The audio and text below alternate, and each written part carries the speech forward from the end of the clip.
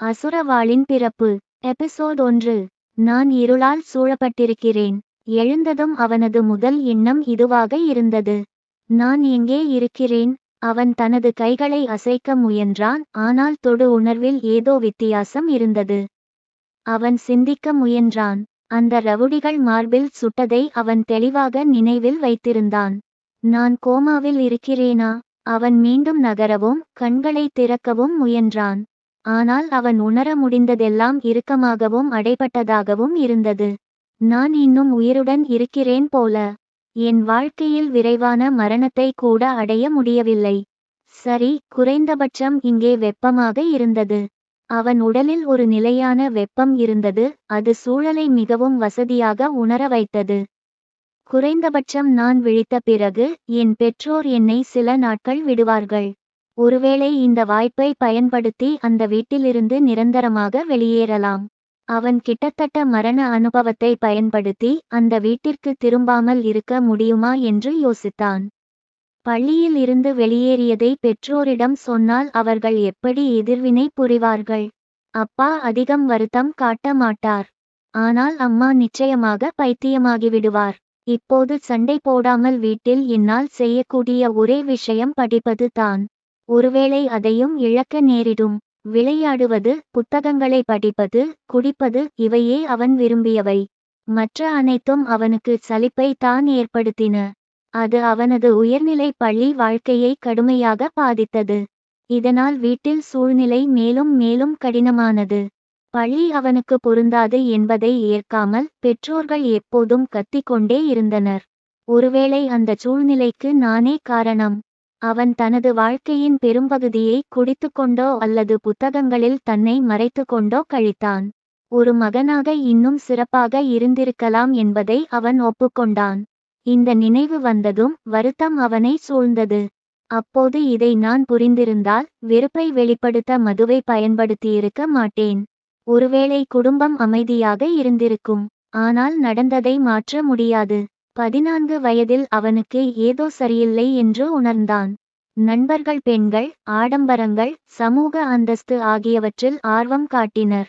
அவனுக்கு செக்ஸ் பற்றி ஆர்வம் இருந்தாலும் அதை அனுபவிக்க வாய்ப்பு கிடைக்கவில்லை.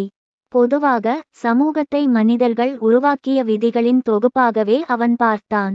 அந்த விதிகள் ஆண்களால் உருவாக்கப்பட்டதா? அப்படியானால் நான் ஏன் அதை பின்பற்ற வேண்டும்? அவன் நினைத்து கொண்டிருந்தபோது நேரம் மெதுவாக நகர்ந்தது.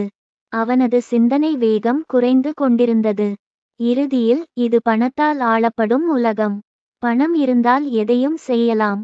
இல்லையெனில் மெதுவாக வாழ்ந்து இறக்கும் ஒரு சாதாரண மனிதன்தான். எவ்வளவு பரிதாபமான வாழ்க்கை!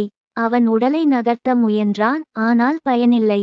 நாட்கள் கடந்தன. ஒருவேளை நான் நிரந்தர கோமாவில் இருக்கிறேன். இப்போது உண்மையான மரணத்திற்காக காத்திருக்க வேண்டியதுதான்.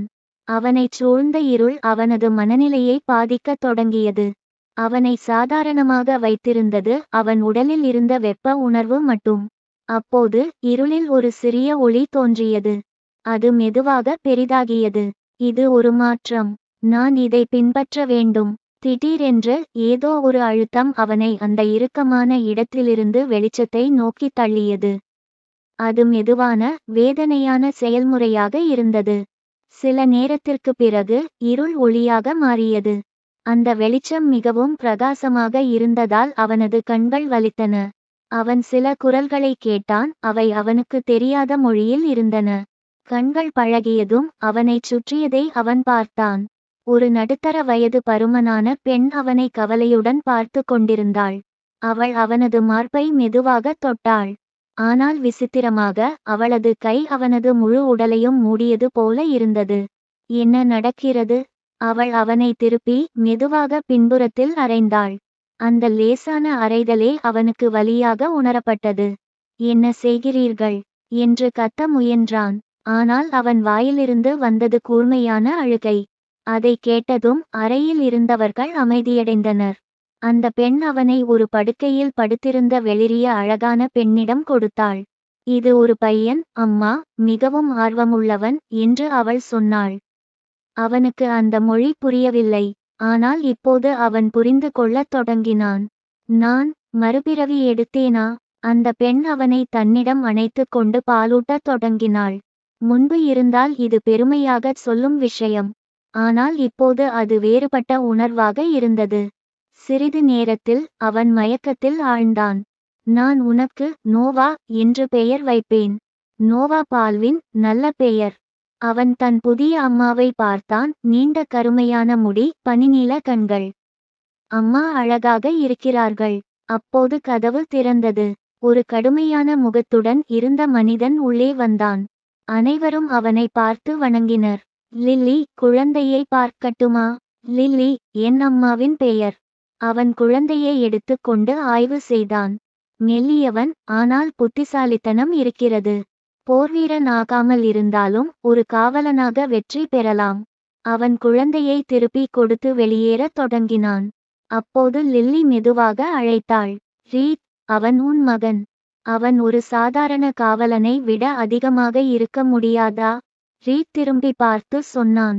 அவன் உன்னுடையவனும் தான், ஒரு வேசியின் மகன். பிரதான குடும்பத்தில் அனுமதிக்கப்பட்டதே அதிர்ஷ்டம். அவன் வெளியேறிவிட்டான். லில்லி கண்ணீருடன் குழந்தையை அணைத்தாள். குழந்தை நோவா மட்டும் அமைதியாக அவனை பார்த்து கொண்டிருந்தான்.